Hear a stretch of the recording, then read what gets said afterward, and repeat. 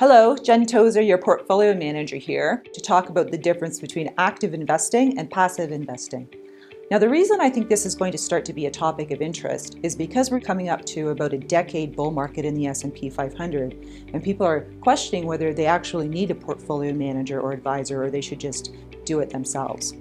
So when it comes to investing, one of the first choices that you have to make is, where am I going to invest? So yes, the S&P 500 has done great since 2013, or you could even say since 2009 if you wanted to pick an absolute bottom.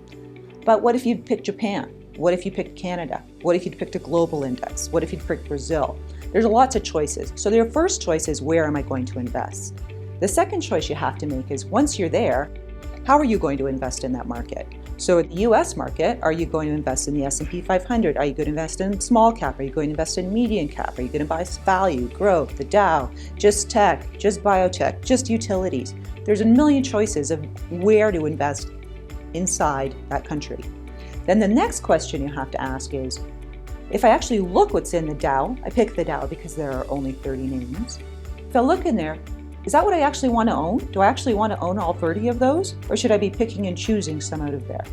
Now that's what I do, and that's how I get to that process. And I feel that it adds value. But let's come back to the passive argument again. It's true that the compound rate of return for the S&P 500 from Jan 1st, 2013 to today is 13.6%. So if you'd happen to pick that index and put your money there, and you're still looking at it today, you've done great. But let's back it up a bit. Guess what the rate of return was between January 1st, 2000 and January 1st, 2013? The answer is zero. Zero in that same market.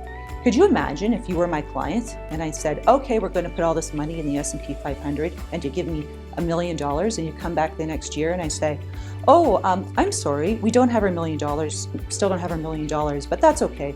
We're investing from the long run. And then you come back the second year, and I say, doesn't matter, it's okay. These are high quality dividend paying stocks. And then you come back for the third year, and I say, the long-term rate of return on the S&P 500 is blah, blah, blah. I'm gonna tell you something. I can barely even say that right now with a straight face. Imagine sitting there for 13 years and listening to that. So, does passive investing work? I'll tell you how it works best once you already know what's happened. Anyhow, as always, give me a call.